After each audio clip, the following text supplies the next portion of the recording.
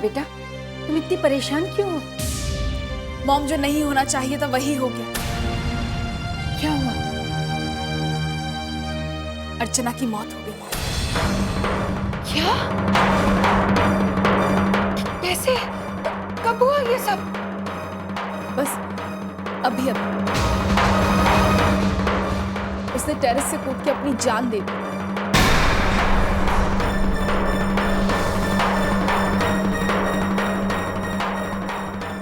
आखिर एक और औरत की बलि ले ली उन्होंने। हार गई बेचारी। सॉरी मॉम, मैंने बहुत कोशिश की उसे इंसाफ दिलाने की, लेकिन इससे पहले कि मैं कुछ कर सकती उसने। लेकिन मुझे एक बात बिल्कुल समझ में नहीं आ रही, आज अचानक ऐसा क्या हो गया जो उसने इतना बड़ा फैसला ले लिया।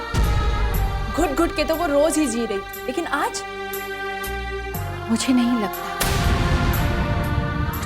कि उसने अपनी जान खुद दी होगी। उसकी जान ली गई, छत से गिराकर उसे हादसे का नाम दे दिया गया।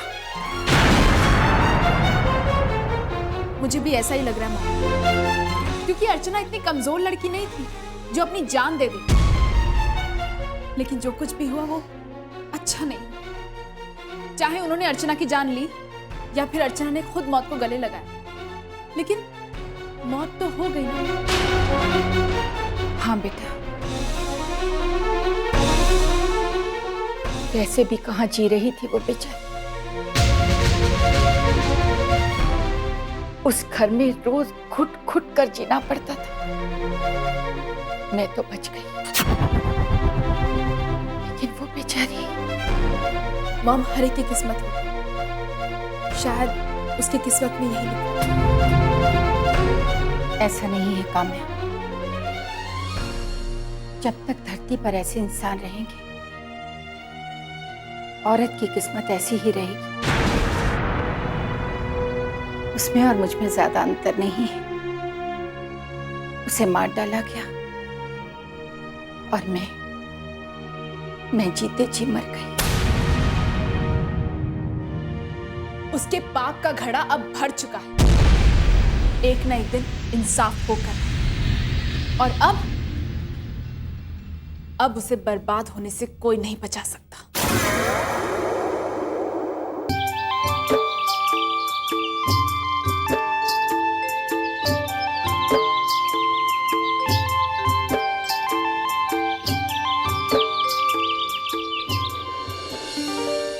अच्छा ये बताओ कि तुम्हारी मम्मा और क्या क्या पूछ रही थी मेरे बारे में? बहुत कुछ। अब क्या क्या बताऊं? लेकिन तुम चिंता मत करो, वो तुमसे भी वही सवाल करेंगी जो उन्होंने मुझसे किए हैं। तो पहले बता दो यार, तैयारी करके जाता हूं मैं।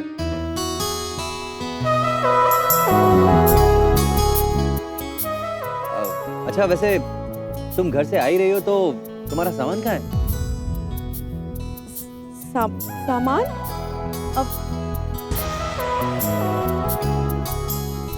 मैं सामान लेकर नहीं जाती। यहाँ का सामान यहाँ और वहाँ का सामान वहाँ। ठीक है। अच्छा ये बताओ, कब चलना है तुम्हारी मम्मी से मिलने? मम्मी ने कल सुबह 10 बजे बुलाया है। ओके? ये तो बता दो कि तुम्हारी मम्मा को क्या क्या पसंद है? मम्मी को कुछ खास नहीं। जो भी उन्हें कुछ भी प्यार से दे दे वो उसे ले लेती हैं। लेकिन तुम्हें कुछ भी लाने की जरूरत नहीं है। ऐसा क्यों? अब क्या फायदा, मम्मी कौन सा देख पाती हैं।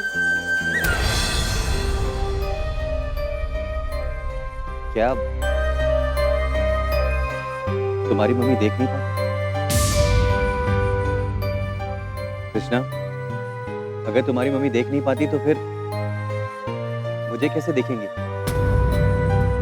और ये बात तुमने मुझे पहले क्यों नहीं बताई? अब छोड़ो ना विकास, हमें इस बात से क्या मतलब है। हमें अपनी शादी से मतलब है। अच्छा मैं चलती हूँ। हाँ, लेकिन तुम सुबह कल 10 बजे टाइम से आ जाना और लेट मत करना। हाँ चलो। अरे लेकिन कहाँ? घर का कोई पता ठिकाना है कि नहीं? ये है अता और यही है पता। अब टाइम से आ जाना। हाँ बाय।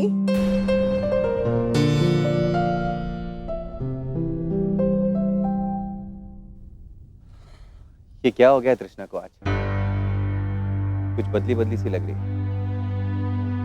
कहना कुछ चाह रही थी, कह कुछ और रही थी।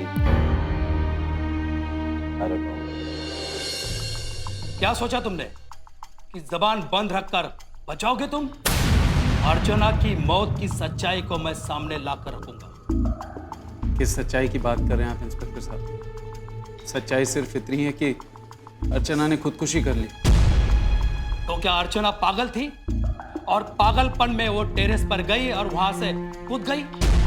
अगर अर्चना ने खुदकुशी की भी है तो उसे इस हालात तक पहुंचाया किसने? तुमने।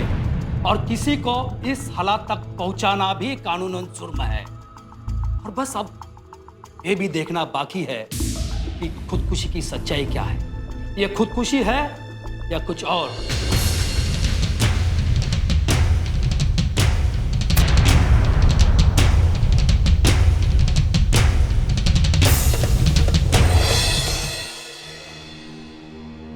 आप फिक्र मत कीजिए, आपकी बेटी की मौत की छानबीन में कोई कसर छोड़ी नहीं जाएगी। आप छानबीन भी कर लेंगे इंस्पेक्टर साहब। हो सकता है आप उसे सजा दिलवा दें जिसने मेरी बेटी को मौत दी। इंस्पेक्टर साहब, मेरी बेटी तो वापस नहीं आएगी ना? इकलौती बेटी थी मेरी, जिसे मैंने खो दिया। हिम्मत से काम लो। मैं बस और कुछ नहीं कहना चाहता। इतना कह सकता हूं कि होने को कोई नहीं टाल सकता।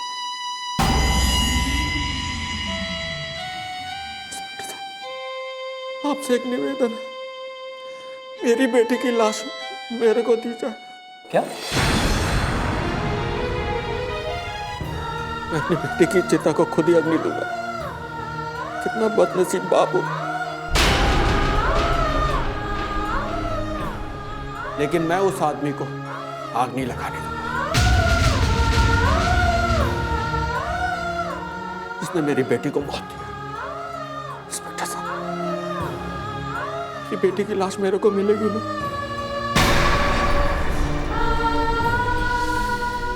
ठीक है, आपकी बेटी की लाश आपको ही मिलेगी। बस कुछ थोड़ी सी फॉर्मेलिटीज है, उसे मैं पूरा कर दूंगा।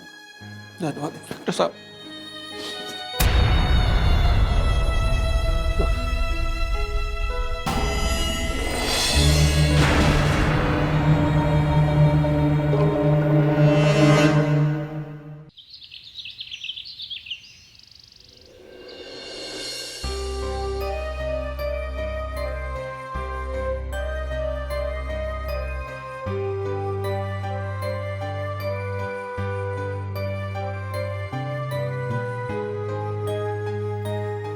पिताजी, चाय। श्वेता, बेटा तुम कुछ देर मेरे साथ बैठ सकती हो?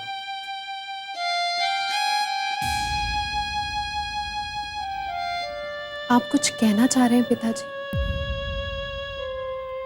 हाँ बेटी, कहना तो बहुत कुछ चाहता हूं,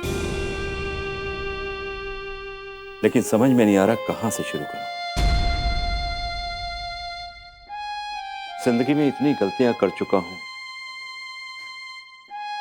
समझ में नहीं आ रहा कि उनसे छुटकारा कैसे पाऊं। अब आप मुझसे क्या चाहते हैं पिताजी? बस चंद बातों का सहारा। आज मुझे ऐसा लग रहा है कि जैसे इस घर में हर कोई एक दूसरे से झूठ बोल रहा है, हर कोई साजिश रच रहा है। शायद ऐसा ही हो पिताजी, लेकिन इसके लिए जिम्मेदार कौन है?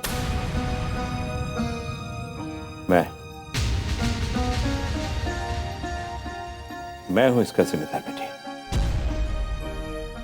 मैंने तुम्हारी मां को बेघर करके अपना घर बसाना चाहा, लेकिन आज इस घर की दशा क्या हो गई है, ये तुम खुद देख रही हो बेटा।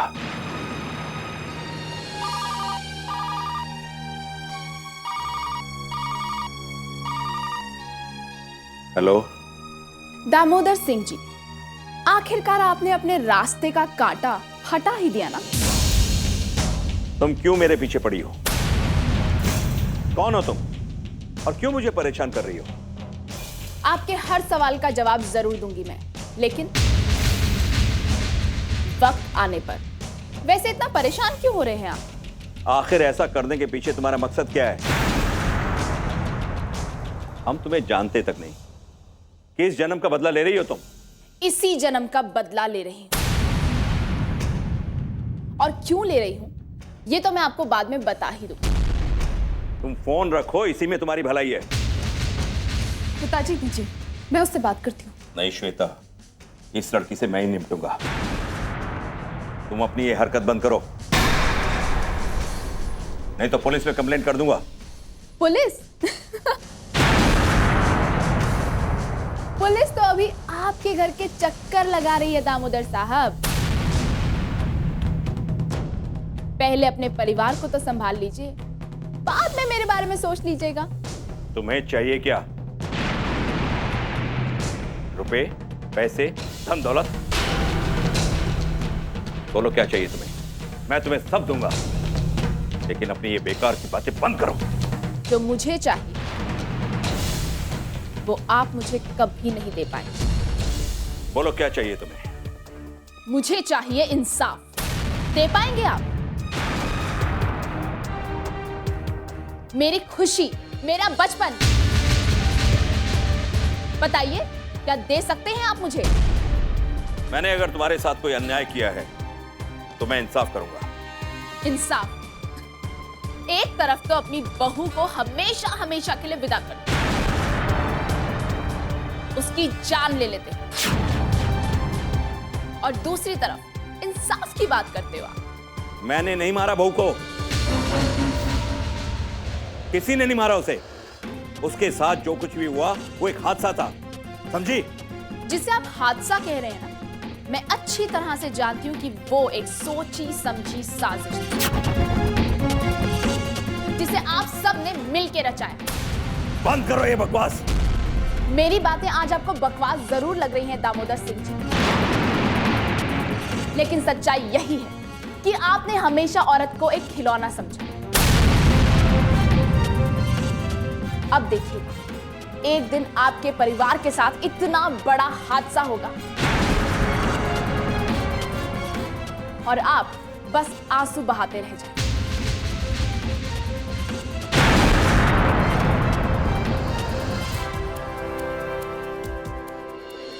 कौन है ये लड़की और क्या कह रही थी आपसे? पता नहीं बेटा कौन है। एक तरफ तो वो काम्या हमारे बिजनेस को बर्बाद कर रही है, और दूसरी तरफ ये लड़की फोन कर करके हमारा जीना मुश्किल कर रही है। पर पिताजी क्यों कर रही है वो ऐसा?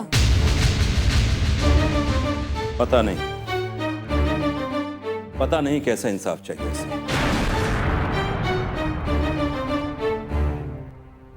पिताजी, आपसे इंसाफ तो बहुत सारे लोगों को चाहिए। किस किस के साथ न्याय करेंगे आप, और कर भी पाएंगे?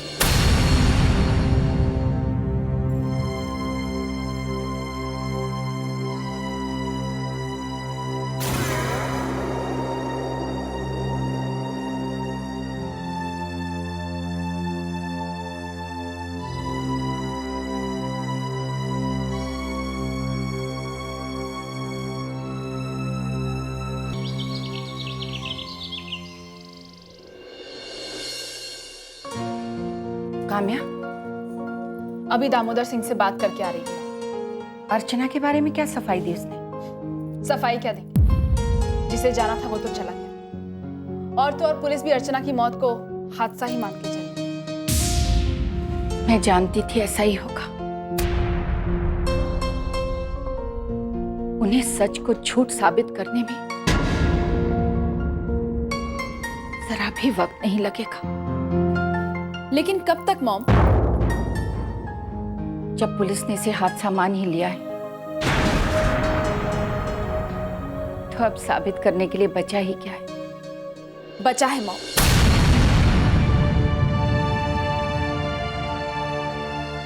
अगर पुलिस भी इस केस को हादसा मान लेती तो अनिकेत को इस तरह सलाखों के पीछे नहीं रखती। कहीं ना कहीं उन्हें भी शक है कि यह हादसा नहीं बल्कि ये साजिश है। कुछ नहीं होगा। अनिकेत भी बहुत जल्द सलाखों से बाहर आ जाएगा।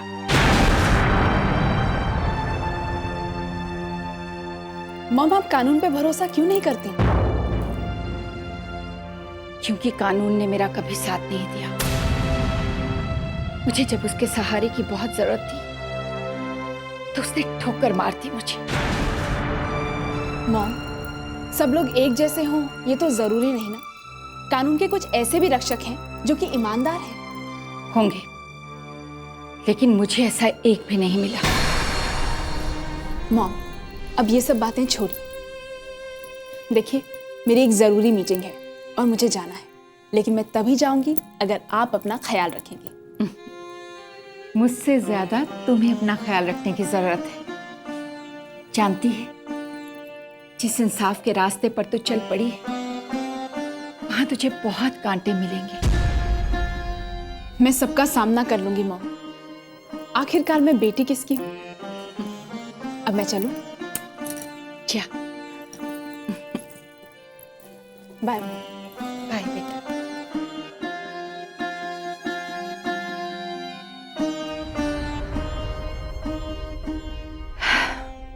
दीदी, ये तो गजब ही हो गया। कहीं अर्चना के मरने का इल्जाम हम सबके माथे तो नहीं लग जाएगा? नहीं, ऐसा कुछ नहीं होगा। जो कुछ हुआ उसे भूल जाओ। कम से कम उस अर्चना से तो पीछा छूटा। अब अनिकेत की दूसरी शादी का रास्ता तो साफ हो गया।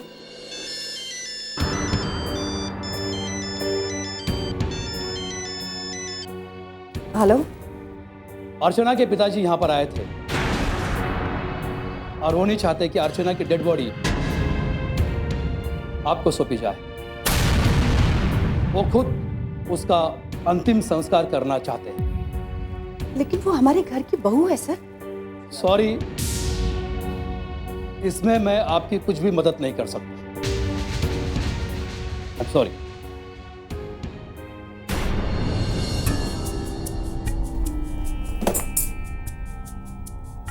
किसका फोन था दीदी? इंस्पेक्टर का। क्या कह रहा था? कहीं कुछ ऐसी वैसी? नहीं, वो कह रहा था कि अर्चना की डेड बॉडी का पोस्टमार्टम हो गया, पर वो डेड बॉडी हमें नहीं सौंपेंगे। अर्चना के पिताजी पुलिस स्टेशन गए थे। उन्होंने हमें डेड बॉडी देने से इनकार कर दिया है। कह रहे थे कि उसका अंतिम संस्कार वो खुद करना चाहेंगे। भगवान झूठ ना बुलवावे दीदी, इसमें चिंता की क्या बात है? अब भी सोचो, ऐसी मनहूस औरत का अगर अंतिम संस्कार हमारे घर में होता ना तो उसका मनहूस साया हमारे घर को भी डस लेता। अब तो दीदी नई बहू के स्वागत की तैयारी कीजिए बस।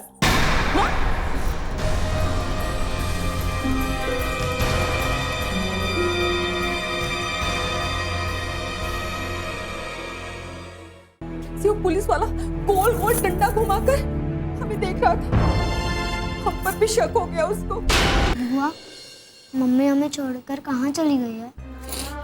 अगर हम खामोशी से जिंदगी जीना चाहते हैं तो उसने हमें कमजोर समझ लिया है। अरे, आप शांत रहिए। अगर आप लोगों में से गुनहगार कोई नहीं है